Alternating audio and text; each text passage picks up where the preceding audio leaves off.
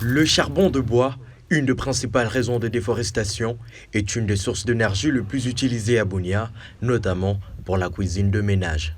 Pourtant, depuis quelques années, le prix de cette denrée ne cesse d'hausser. Cette femme marchande nous explique le péril de son métier de vente de la braise. Le travail est devenu si dur. Les arbres à couper pour en faire de braise sont actuellement éloignés. Il faut parcourir plus de 50 à 60 km de distance pour en avoir. Tous les arbres qui étaient proches ont été coupés.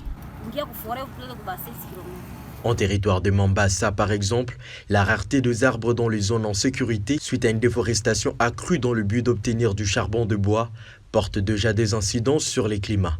Une situation qui inquiète Andy Kambalé, responsable de la structure de journalistes amis de la nature. La fabrication des braises avec le bois, des chauffe, c'est un des problèmes environnementaux à Mambasa.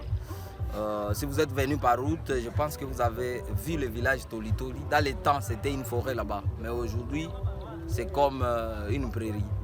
Pourquoi? Parce que ces villages, c'était les villages producteurs du bois de braise. Tous les arbres ont été coupés et cela a des conséquences sur le climat. Il y a perturbation des saisons à Mambasa actuellement et aussi certaines cultures dont on ne connaît plus maîtriser le calendrier agricole.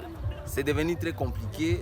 Si les autorités ou les organisations non gouvernementales n'investissent pas dans le développement des énergies alternatives, des sources d'énergie alternatives, on risque d'avoir de gros ennuis dans les années à venir. De son côté, John Tully, défenseur des droits environnementaux, a initié un micro-projet de fabrication de charbon de cuisine à base de déchets combustibles. Il espère répondre aux besoins de ménage tout en minimisant les actions de déforestation dues au charbon de bois. Nous sommes en train de fabriquer les braises, mais issues des déchets. C'est pour lutter contre les déforestations. Les forêts s'épuisent. Or, ce sont les forêts qui produisent et qui fournissent des braises. La quantité devient insuffisante, la demande est accrue, alors il y a les défis. Les défis, c'est l'énergie. C'est pour cela qu'il faut trouver une alternative. Nous avons jugé de mettre en place cette alternative, de créer maintenant des charbons écologiques. C'est-à-dire le Makala Safi, c'est pour protéger l'environnement parce que ça lutte contre les déforestations et ça assainit aussi la ville.